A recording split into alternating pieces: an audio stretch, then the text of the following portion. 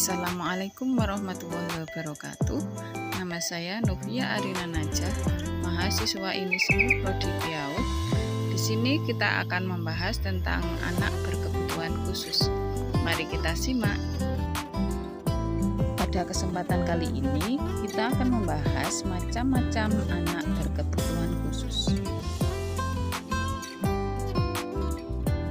Yang pertama adalah autis. Autis adalah kelainan perkembangan saraf yang menyebabkan gangguan perilaku dan interaksi sosial. Gejala penyakit ini lebih sering terdeteksi pada masa kanak-kanak, tapi juga dapat ditemukan ketika dewasa.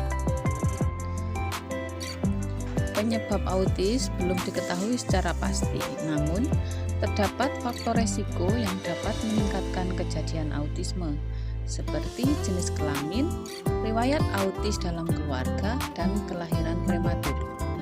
Gejala dan tingkat keparahan autis bervariasi. Penderita yang mengalami gejala ringan umumnya tidak mengalami hambatan aktivitas. Namun, jika gejalanya berat, penderita membutuhkan bantuan untuk menjalani aktivitas sehari-hari. Gejala yang dapat dialami oleh penderita autisme antara lain adalah gangguan komunikasi dan interaksi sosial, seperti lebih senang menyendiri, enggan berbicara dengan orang lain, dan sering mengulang kata yang sama. Yang kedua yaitu gangguan perilaku, seperti melakukan gerakan yang sama secara berulang, misalnya selalu berjalan dengan berjinjit.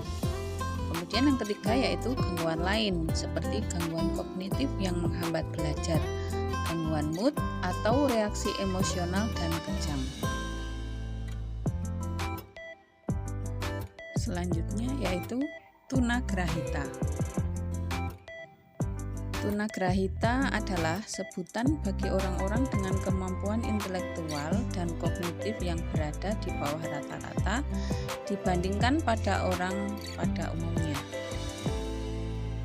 Kondisi ini biasanya terdeteksi sejak masa kanak-kanak, tapi bisa pula muncul ketika dewasa. Anak dengan tunagrahita dapat dikenali dari proses berpikir dan belajar yang lebih lambat dibandingkan dengan anak-anak lain seusianya.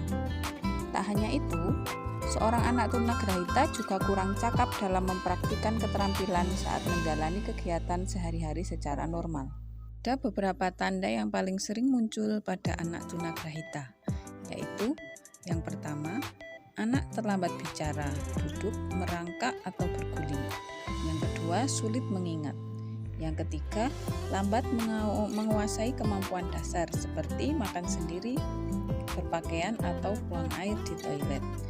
Yang keempat, gangguan perilaku seperti sering marah-marah tidak terkendali.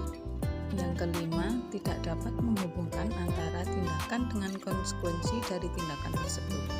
Kemudian yang terakhir, sulit berpikir logis maupun memecahkan persoalan yang ringan. Yang ketiga yaitu tunadaksa.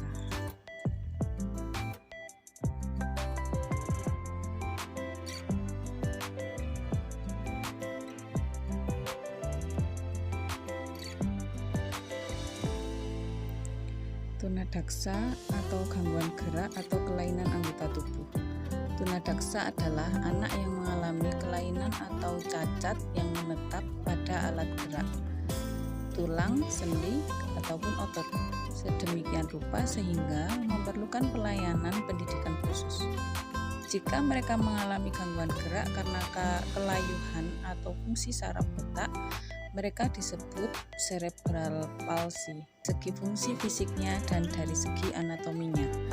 Dari segi fungsi fisik, tunadaksa diartikan sebagai seseorang yang fisik dan kesehatannya mengalami masalah, sehingga menghasilkan kelainan di dalam berinteraksi dengan lingkungan sosialnya, dan untuk meningkatkan fungsinya diperlukan program dan layanan khusus. Pengertian yang didasarkan pada anatomi biasanya digunakan pada kedokteran. Ciri-ciri anak tunadaksa dapat dilukiskan sebagai berikut. Yang pertama yaitu anggota gerak tubuh kaku, lemah, atau lumpuh. Yang kedua, kesulitan dalam gerakan, tidak sempurna, tidak lentur, atau tidak terkendali. ketiga, terdapat bagian anggota gerak yang tidak lengkap atau tidak sempurna. Yang keempat, terdapat cacat pada alat gerak. Yang kelima, jari tangan kaku dan tidak dapat menggenggam.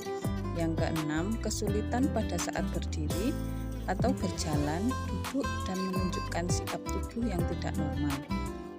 Yang terakhir yaitu hiperaktif atau tidak dapat tenang. Yang keempat yaitu tunarungu.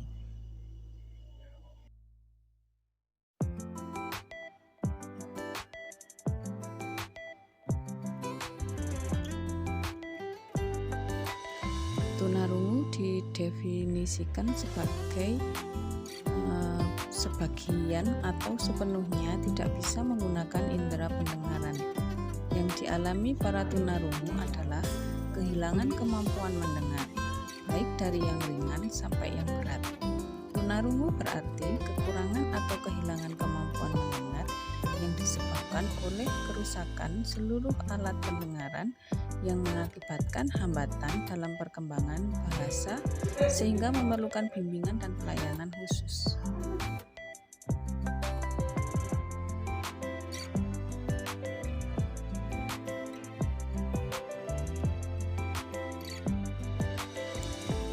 Tunarungu bisa disebabkan oleh banyak faktor, mulai dari dalam kandungan ataupun benturan keras yang menyebabkan kerusakan pada organ pendengaran. Demikianlah penjelasan tentang macam-macam anak berkebutuhan khusus. Terima kasih telah menyaksikan. Wassalamualaikum warahmatullahi wabarakatuh.